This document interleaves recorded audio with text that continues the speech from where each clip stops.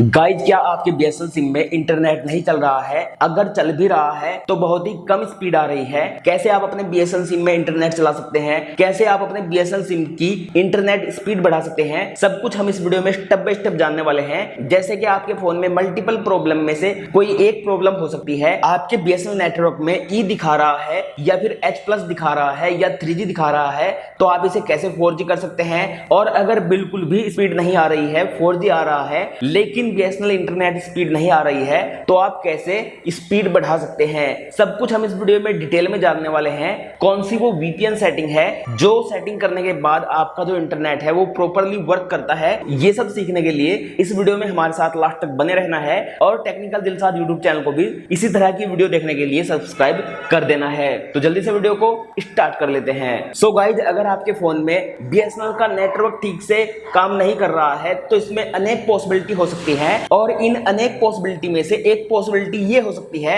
आपका जो फोन है आपने इसका सॉफ्टवेयर अपडेट शायद ना किया हो। तो ऐसे में आपको क्या करना है? ऐसे में आपको अपने फोन की सेटिंग्स को ओपन करना है और अपने फोन की सेटिंग्स को ओपन करने के बाद आप सबसे नीचे स्क्रॉल करेंगे और आप यहां पर सिस्टम पर टच करेंगे। सिस्टम पर टच करने के बाद आप यहां पर सिस्टम अपडेट पर टच करेंगे। सिस्टम अपडेट पर टच करने के बाद आपका फोन चेक करेगा कहीं आपके फोन में कोई अपडेट तो नहीं आई है। अगर आपने अपना फोन अपडेट नहीं किया है तो आपको अपना फोन सबसे पहले अपडेट कर लेना है। फोन अपडेट करने के बाद नेटवर्क प्रॉब्लम ठीक हो जाता है। अब यहां से आपको बैक करना है और बैक करने के बाद आपको दोबारा बैक करना है। उसके बाद आप यहां पर अबाउट फोन पर टच करेंगे।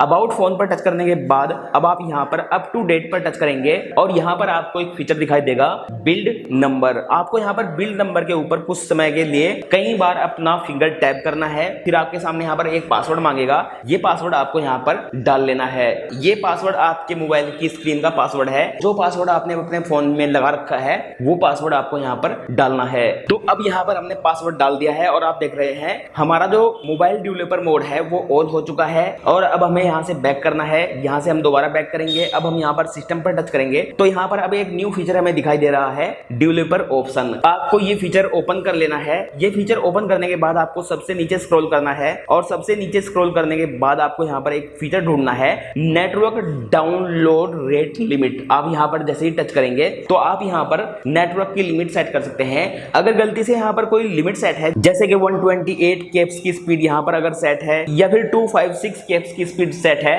तो आपको यहाँ पर नो लिमिट सेट कर देना है। नो लिमिट सेट करने के बाद आपके इंटरनेट की स्पीड में कोई भी लिमिट नहीं रहेगी। फास्ट स्पीड के साथ आपका बीएसएनएल इंटरनेट चलेगा। अब ये सेटिंग करने के बाद आपको यहाँ पर डेवलपर मोड को ऑफ कर देना है।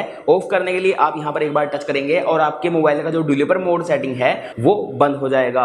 अब आप यहाँ से बैक करेंगे और यहाँ से आप फिर से बैक करेंगे। अब आपको अपने फोन की सेटिंग को दोबारा ओपन करना है। सबसे नीचे स्क्रॉल करने के बाद आप यहाँ पर सिस्टम पर टच करेंगे। सिस्टम पर टच करने के बाद आप सबसे नीचे रेस्ट ऑप्शन पर टच करेंगे। रेस्ट ऑप्शन पर टच करने के बाद आप यहाँ पर एक फीचर देख सकते हैं, रेस्ट मोबाइल नेटवर्क सेटिंग। आप यहाँ पर एक बार टच करेंगे और यहाँ पर आप अपना वो सिम सेट करेंगे। अगर आपका बीएसएनएल सिम है या फिर एयरटेल सिम है या फिर जियो सिम है, जो सिम आपको रेस्ट करना है वो आप यहाँ पर सेट करेंगे। तो हमने बीएसएनएल सिम यहाँ पर ऑलरेडी सेलेक्ट कर रखा है और मैं यहाँ पर रेस्ट सेटिंग पर टच करता हूँ। तो यहाँ पर जो आपने फोन में लॉक लगाया है वो पासवर्ड आपको यहाँ पर एंटर करना है। तो मैं यहाँ पर जल्दी से अपना पासवर्ड एंटर कर देता हूँ। पासवर्ड एंटर करने के बाद जैसे ही आप यहाँ पर टच करेंगे तो आपका जो मोबाइल नेटवर्क है वो रेस्ट हो जाएगा। अगर आपके मोबाइल नेटवर्क में कोई समस्या होगी तो वो ऑटोमेटिकली ठीक हो जाएगी। अब आपको यहाँ से बैक करना है। यहाँ से आप बैक करेंगे। अब आपको क्या करना है, आपको यहाँ पर अपने मोबाइल की सेटिंग में दोबारा आ जाना है। जैसे कि आपको अपने मोबाइल की सेटिंग से बाहर आने के बाद फिर से अपने फोन की सेटिंग को ऑन करना है और आपको सबसे ऊपर यहाँ पर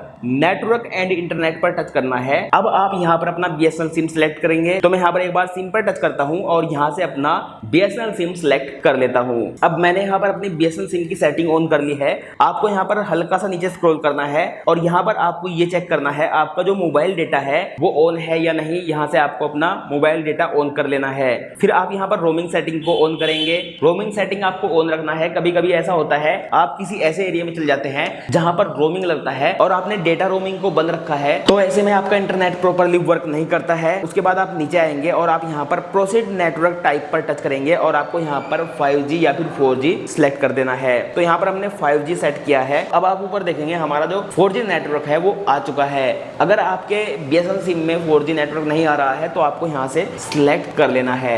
अब आपको यहाँ पर सबसे नीचे आना है और आपको यहाँ पर एक सेटिंग दी गई है, एक्सेस पॉइंट नेम। आप यहाँ पर एक बार टच करेंगे। अब यहाँ पर मैंने पहले ही ऑलरेडी अपने BSNL सिम की APN सेटिंग कर रखी है। ये सेटिंग मैं आपको दिखा देता हूँ, आपको अपने फोन में क्या सेटिंग करनी है। आपको यहाँ पर एक बार टच करना है, उसके बाद नेम में आपको यहाँ पर BSNL नेट लिखना है बड़े अक्षरों में। अब आप नीचे यहाँ पर APN पर टच करेंगे और यहाँ पर आप लिखेंगे BSNL नेट। आप यहाँ पर BSNL का B बड़ा लिखेंगे, बाकी अक्षर छोटे लिखेंगे और बीच में जो N अक्षर है N को आप बड़ा करके लिखेंगे। फिर आप यहाँ पर ओके पर टच करेंगे। उसके बाद आपको यहाँ पर प्रोक्सी पर नोट सेट रहने देना है, MMSC या फिर MMS प्रोक्सी, MMS पोर्ट, ये सब आपको ब्लैंक छोड़ना है। नीचे आपको यहाँ पर MCC वाला फीचर दिया गया है, यहाँ पर आपको 404 टाइप करना है। MNC में आप यहाँ पर 97 टाइप करेंगे। ऑथराइजेशन में आप नोट सेट रहने देंगे और APN टाइप में आपको यहाँ पर डिफॉल्ट SUPL, उसके बाद आप यहाँ पर ओके करेंगे और नीचे आपको यहाँ पर APN रोमिंग प्रोटोकॉल सेटिंग दी गई है। APN रोमिंग प्रोटोकॉल सेटिंग में आपको यहाँ पर IPv4 IPv6 सिलेक्ट करना है। इसी तरह आप यहाँ पर दोनों फीचर में IPv4 IPv6 सिलेक्ट करेंगे, जैसे कि APN protocol, APN roaming protocol. अब आप यहाँ पर बैरियर पर टच करेंगे। आपको यहाँ पर सबसे अनटिक करना है,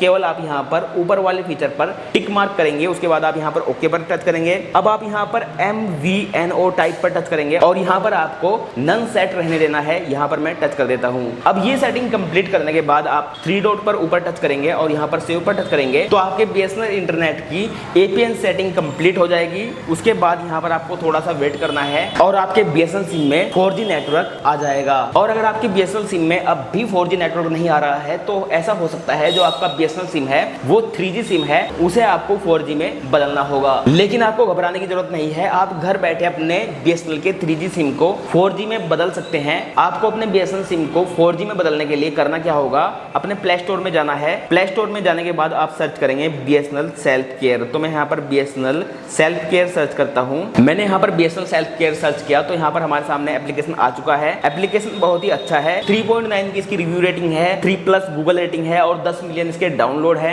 आपको इस एप्लीकेशन को अपने फोन में डाउनलोड करने के बाद ओपन करना है। फर्स्ट टाइम आपको इसमें कुछ परमिशन वगैरह अलाउ करनी पड़ सकती है। फिर आपको यहाँ पर अपना मोबाइल नंबर डालना है। मोबाइल नंबर डालने के बाद आपके फोन में BSNL सेल्फ केयर एप्लीकेशन कुछ इस तरह से ओपन हो जाएगा। आपको यहाँ पर एक फीचर दिखाई देगा, अपग्रेड टू 4G सर्विस। अगर आप यहाँ पर अपग्रेड सिम 4G सर्विस पर टच करते हैं तो आपका जो 3G सिम है वो 4G में कन्वर्ट हो जाएगा और इस तरह आपकी जो प्रॉब्लम है वो बिल्कुल ठीक हो जाएगी।